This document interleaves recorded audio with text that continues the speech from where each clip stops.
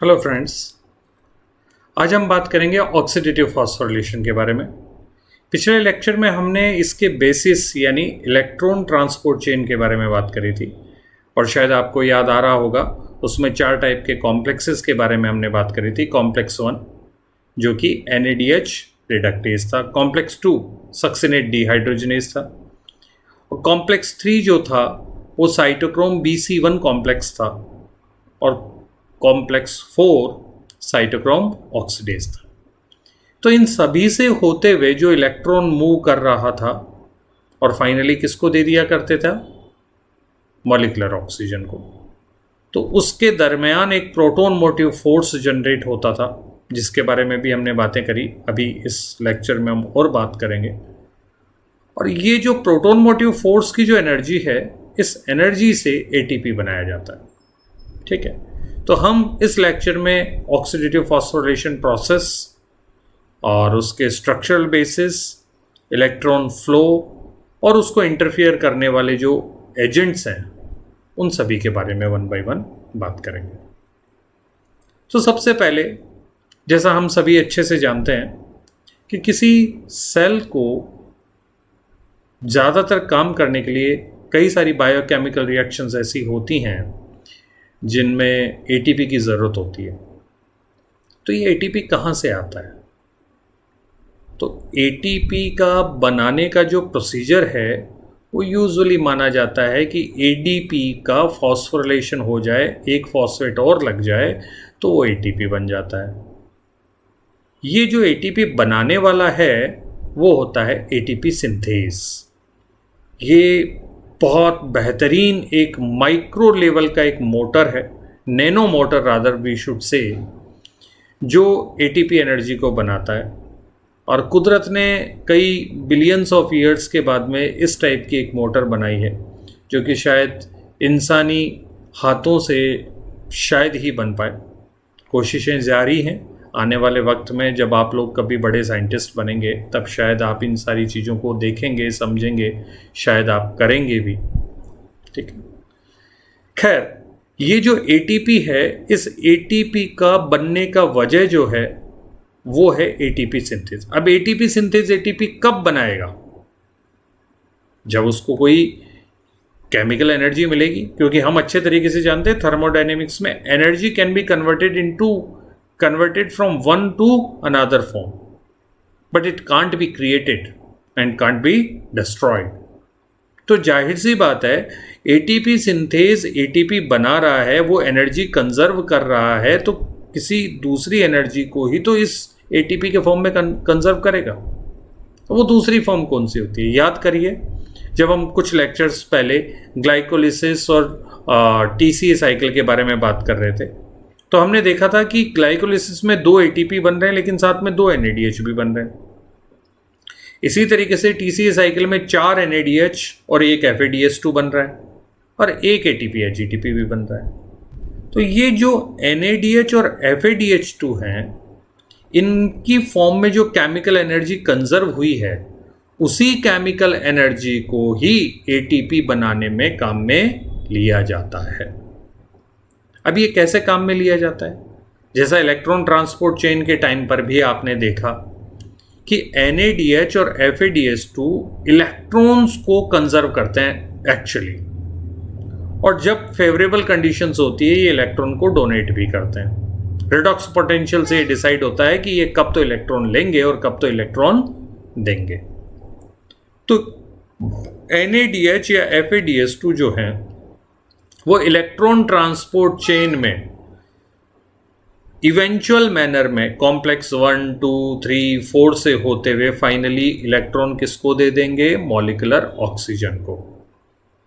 और इस प्रक्रिया में जो प्रोटॉन्स हैं वो मैट्रिक्स से, माइटोकॉन्ड्रियल मैट्रिक्स से पेरी माइटोकॉन्ड्रियल स्पेस में पंप कर दिए जाते हैं। कौन पंप करेंगे? यही कॉम्प्लेक्सेस, कॉम्प्लेक्स 1, 2, 3, 4 जो भी हैं, इनमें से कॉम्प्लेक्स 1, 3 और 4 प्रोटॉन्स को पंप करके कहाँ ले जाएंगे? माइटोकॉन्ड्रिया की दोनों मेम्ब्रेन के बीच में। और अब माइटोकॉन्ड्रिया की दोनों मेम्ब्रेन के बीच का जो स्पेस है, जिसे हम पेरी माइटोकॉन्ड्रियल स्पेस बोल सकते हैं, वहां पर प्रोटॉन का नंबर ज्यादा हो गया, मैट्रिक्स में प्रोटॉन का नंबर कम हो गया, जिसकी वजह से बाहर की तरफ यानी पेरीमाइटोकॉन्ड्रियल स्पेस से अगर हम मैट्रिक्स की तरफ आए तो एक इलेक्ट्रोकेमिकल ग्रेडियंट डेवलप हो जाता है, और उसी इलेक्ट्रोकेमिकल ग्रेडियंट की वजह से प्रोटॉन को एटीपी सिंथेसिस से वापस किस में लाया जाता है, मैट्रिक्स में, और इस वजह से वो मॉलिक्यूलर मोटर जो होगा वो रोटेट करेगा, और वो रोटेशन की वजह से जो एनर्जी होगी वो पोटेंशियल एनर्जी किस में कन्वर्ट करवा दी जाएगी, फॉस्फोरिलेशन ऑफ एडीपी और फॉर्मेशन ऑफ एटीपी। तो ये जो पूरा प्रोसेस है वो किस बात पे टिका हुआ है, ये प्रोसेस इस बात पे टिका हुआ है कि फाइनल इलेक्ट्रॉन एक्सेप्टर कौन है, ऑक्सीजन। अगर फाइनल इलेक्ट्रॉन एक्सेप्टर वहां पर नहीं होता तो ये इलेक्ट्रॉन ट्रांसपोर्ट चेन सक्सेसफुल नहीं होती और शायद फॉस्फोरिलेशन नहीं हो पाता। तो क्योंकि ऑक्सीजन डिपेंडेंट प्रोसेस है, इसलिए इस टाइप के फॉस्फोरिलेशन को हम क्या नाम देते हैं, ऑक्सीडेटिव फॉस्फोरिलेशन।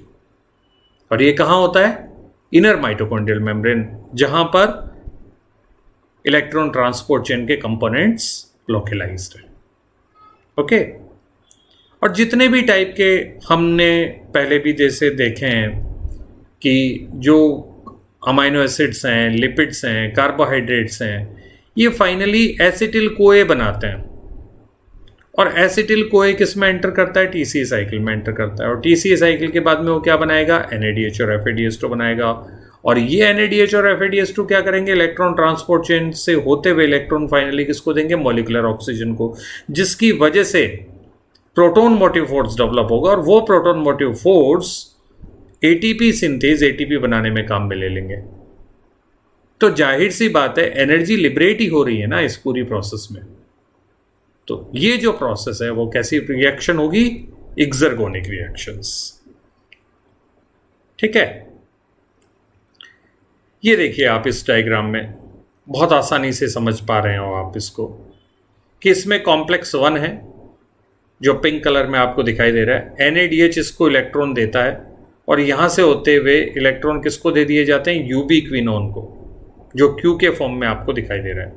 यूबी क्विनोन जो है वो हाइड्रोफोबिक नेचर का सॉल्यूबल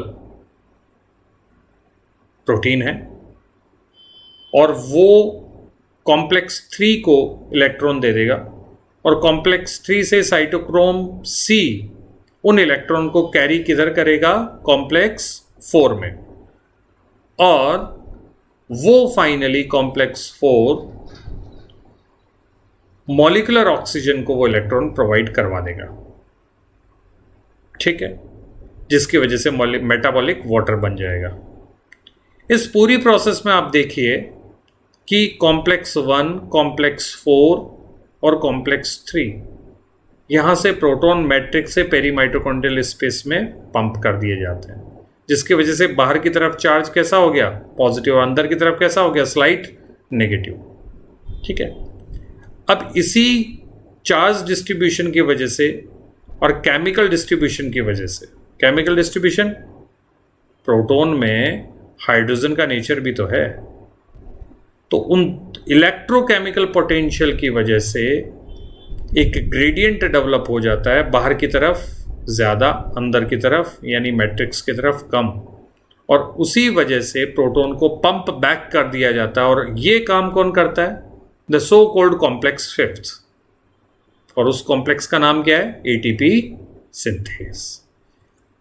ये रहा आपका एटीपी सिंथेस के स्ट्रक्चर, जिसमें कई सारी सब यूनिट देख रहे हैं आप, राइट हैंड साइड में कई सारी सब यूनिट का आप जिक्र किया गया है, और लेफ्ट हैंड साइड में आप देख रहे हैं सिर्फ 2 ही टाइप की सब यूनिट है, F0 और F1।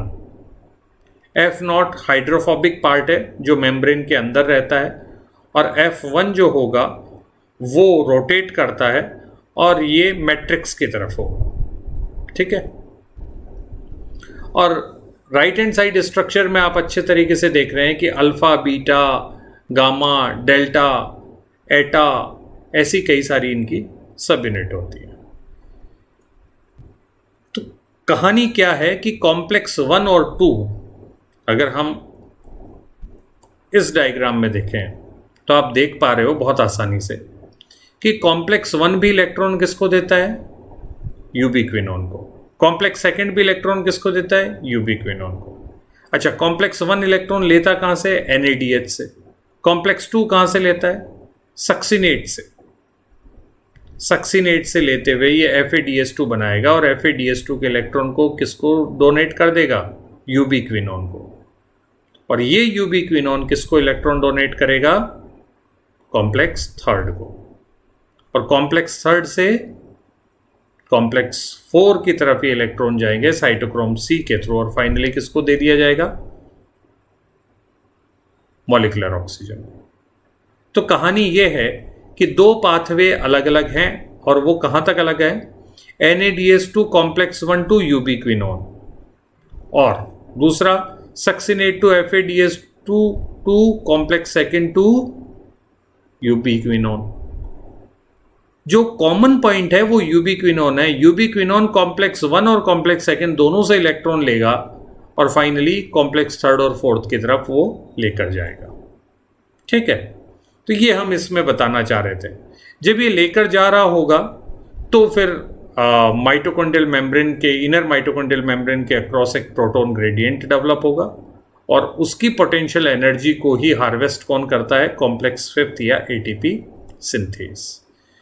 ये आप आसानी से इसमें प्रोटॉन मोटिव फोर्स को देख पा रहे हो कि मैट्रिक्स में जो प्रोटॉन है उनका नंबर कम हो जाता है। क्यों कम हो जाता है, क्यों, कॉम्प्लेक्स फर्स्ट, कॉम्प्लेक्स थर्ड और कॉम्प्लेक्स सेकंड, इन्होंने प्रोटॉन को मैट्रिक्स से उठा के किधर पंप कर दिया था, पेरी माइटोकॉन्ड्रियल या इंटर मेम्ब्रेन स्पेस में, जिसकी वजह से वहां का pH कम हो गया, इंटर मेम्ब्रेन स्पेस का pH 7 हो गया। ओके, और इलेक्ट्रिक पोटेंशियल कह लें या केमिकल ग्रेडियंट कह लें, ये दोनों ही किस डायरेक्शन में होंगे, किधर ज़्यादा है, इंटर मेम्ब्रेन स्पेस की तरफ ज़्यादा कॉन्सेंट्रेशन है, इलेक्ट्रिक प्रॉपर्टीज़ भी उधर ज़्यादा हैं और केमिकल कॉन्सेंट्रेशन भी उधर ज़्यादा है। तो एक इलेक्ट्रोकेमिकल ग्रेडियंट डेवलप होता है किधर से किधर की तरफ, inter membrane space to matrix की तरफ, और ये डाउनहिल मूवमेंट होगी प्रोटॉन्स की, और उसी प्रोटॉन्स की डाउनहिल मूवमेंट के साथ ही क्या बनेगा, ATP। तो ये आप यहां पे देख पा रहे हैं, electron flow from the NADH2 to molecular oxygen. तो NADH किसके थ्रू इलेक्ट्रॉन डोनेट करेगा, कॉम्प्लेक्स 1 के थ्रू। और जब ये ट्रांसफर कर रहा होगा कॉम्प्लेक्स 1 NADH से इलेक्ट्रॉन को यूबिक्विनोन को दे रहा होगा, मीनवाइल 4 प्रोटॉन को मैट्रिक्स से ये किधर पंप कर देगा, inter membrane space. यूबिक्विनोन complex third से होते हुए इलेक्ट्रॉन को किसको दे देगा, साइटोक्रोम C को। तो ये जो कॉम्प्लेक्स थर्ड है उस दौरान 4 प्रोटॉन को और पंप कर देगा, इधर इंटर मेम्ब्रेन स्पेस की तरफ। फिर साइटोक्रोम C जो होगा वो मॉलिक्यूलर ऑक्सीजन को इलेक्ट्रॉन दे देगा, किससे होता हुआ, कॉम्प्लेक्स 4 से होता हुआ। तो कॉम्प्लेक्स 4 इस दौरान 2 प्रोटॉन को पंप कर देगा। तो अगर एक पेयर ऑफ इलेक्ट्रॉन के बारे में मैं बात करूं कि if one pair of electron is provided by the NADH to electron transport chain and finally to molecular oxygen, then 10 protons have been pumped from the matrix to the intermembrane space of mitochondria. Okay? और इन 10 में से अगर 4 proton को वापस pump करवा दिया जाता है, जो स्टिकियोमेट्री है वो ये कहती है कि 4 प्रोटॉन को ATP सिंथेज वापस अगर पंप करवाता तो बदले में इतनी एनर्जी आ जाती है रोटेशन की वजह से, जिससे ADP का क्या करवा दिया जाता है, फॉस्फोरिलेशन। तो सोचिए 4 प्रोटॉन से एक ATP बना तो 10 प्रोटॉन से कितने बनेंगे, अप्रॉक्सीमेटली 2.5। और इसमें जो इलेक्ट्रॉन कैरियर हैं वो कैरियर आप आसानी से देख पा रहे हो। ठीक है, जैसे कि दूसरा वाला केस हम ले लेते हैं सक्सिनेट से, जो कि एक इंटरमीडिएट है TCA साइकिल का। वहाँ से इलेक्ट्रॉन को कॉम्प्लेक्स सेकंड लेता है, सक्सिनेट डिहाइड्रोजनेज लेता है, FADH2 को देते हुए क्विनोन को दे देगा। ध्यान रखने वाली बात यह है कि इस दौरान कॉम्प्लेक्स सेकंड कोई भी प्रोटॉन को पंप नहीं करता। ये एक इंपॉर्टेंट बात है। और ये क्विनोन से जो इलेक्ट्रॉन्स होंगे, जो कपल ऑफ इलेक्ट्रॉन्स हैं, वो कॉम्प्लेक्स थर्ड से होते हुए साइटोक्रोम C को दे दिए जाते हैं। अगेन साइटोक्रोम C कितने प्रोटॉन पंप करेगा? 4।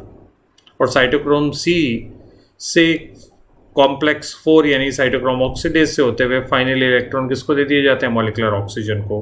और बदले में कॉम्प्लेक्स 4 कितने इलेक्ट्रॉन पंप करेगा? 2 इलेक्ट्रॉन पंप करेगा।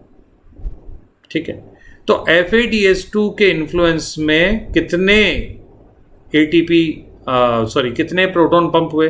6। और 4 प्रोटॉन का पंप बैक करके एक ATP अगर बनाया जाता है तो 6 से कितना ATP बनेगा? 1.5। इसलिए FADH2 का वैल्यू ATP के सेंस में अगर हम देखें तो 1.5 माना जाता है स्टोइकियोमेट्री। और NADH से कितना प्रोटॉन पंप होता था? 10। तो वहां से कितने ATP इक्विवेलेंट एनर्जी कंजर्व होगी? 2.5।